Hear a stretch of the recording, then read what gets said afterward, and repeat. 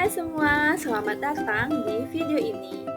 Saya Desa Srinadi, mahasiswa S2 Pendidikan IPA Universitas Pendidikan dan Esa.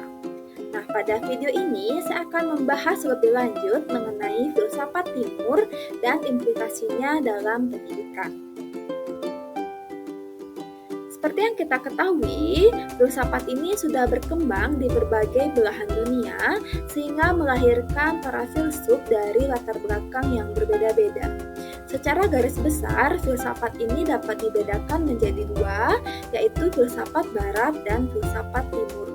Filsafat barat membahas pemikiran atau ide dari belahan dunia bagian barat, tepatnya yaitu Eropa, sedangkan filsafat timur ini membahas pemikiran atau ide dari belahan dunia bagian timur, tepatnya yaitu Asia. Nah, pada video ini akan difokuskan pada filsafat timur yaitu filsafat Asia. Yang pertama yaitu apa yang dimaksud dengan filsafat timur. Jadi filsafat timur ini merupakan pemikiran atau ide yang bermuatan nilai-nilai agama, sehingga banyak ahli yang berdebat mengenai apakah filsafat timur ini dapat dikatakan sebagai filsafat. Hal ini juga menyebabkan filsafat timur dipandang sebelah mata oleh filsafat barat dikarenakan tidak memenuhi kualifikasi filsafat. Namun terlepas dari hal tersebut, filsafat tidak dapat dinilai mana yang lebih baik dan mana yang lebih buruk, melainkan filsafat memiliki keunikannya masing-masing. Nah, masing-masing bagian dari filsafat timur ini memiliki sistem pemikiran yang luas dan majemuk. Ini mengakibatkan filsafat timur memiliki bagian dan kajian ilmu yang kompleks. Nah, adapun beberapa filsafat timur yang akan dibahas pada video ini, diantaranya filsafat Cina, filsafat India, filsafat Islam, dan filsafat Indonesia, tepatnya filsafat Ki Hajar Dewantara. Langsung saja yang pertama yaitu filsafat Cina. Filsafat Cina ini merupakan salah satu filsafat yang tertua dikarenakan sudah ada sebelum periode Neolitik atau 5000 tahun sebelum Masehi. Nah, filsafat Cina ini memiliki karakteristik yang khas, yaitu bersifat antroposentris yang artinya menekankan manusia sebagai spesies penting yang ada di muka bumi.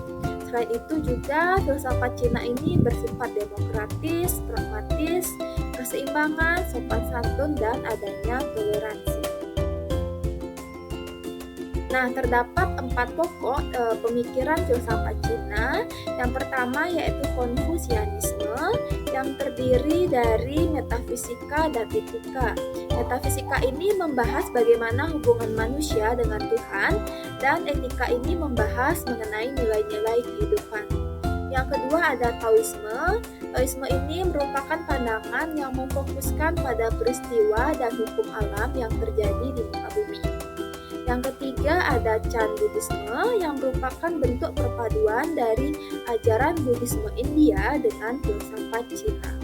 Yang keempat ada Neo-Konfusianisme, merupakan suatu usaha untuk mengantisipasi adanya masalah-masalah aktual. Selanjutnya filsafat yang kedua yaitu filsafat India, yang mana filsafat India ini dipengaruhi oleh budaya yang berkembang di India. Terdapat beberapa zaman pada filsafat India ini.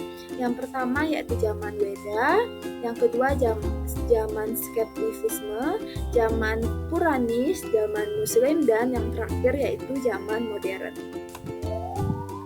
Selanjutnya ada filsafat Islam, yang mana awalnya umat Islam memiliki cara berpikir yang bersifat dogmatik tradisional, yang berarti ada alam diwariskan secara turun-temurun tanpa boleh diganggu-gugat atau diubah-ubah.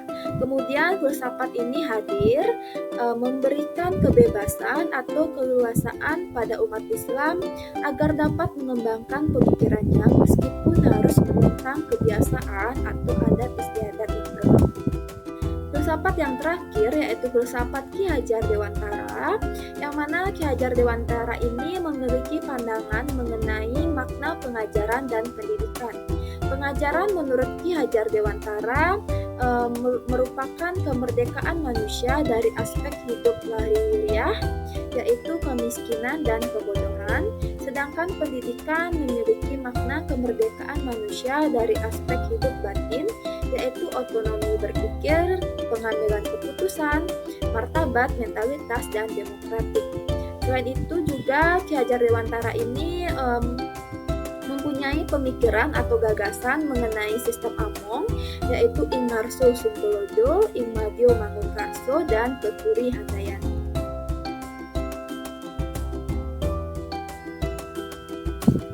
Selanjutnya, implikasi filsafat Timur dalam pendidikan. Yang pertama yaitu pendidikan berfungsi agar individu mencapai kebijaksanaan dengan menanamkan nilai-nilai karakter serta nilai-nilai agama. Selain itu, filsafat Timur menganggap guru bertugas menyampaikan ilmu kepada peserta didik serta membimbing peserta didik untuk hidup dengan baik dan benar. Nah, peserta didik menurut filsafat Timur ini mempunyai tugas untuk mempelajari alam semesta agar bertujuan timbul rasa syukur terhadap Tuhan dan keinginan untuk memperbaiki diri ke arah yang lebih baik. Selain itu, filsafat Ki Hajar Dewantara juga dijadikan cikal bakal dari adanya kurikulum merdeka yang sedang diterapkan di Indonesia saat ini. Nah, adapun fokus dari kurikulum merdeka tersebut yaitu mencapai kebahagiaan dalam proses pendidikan dengan kemerdekaan mengembangkan potensi sesuai dengan kodratnya. Nah, sekian yang dapat saya sampaikan terkait filsafat Timur serta implikasinya dalam pendidikan. Semoga video ini dapat dimengerti dan bermanfaat bagi kita semua.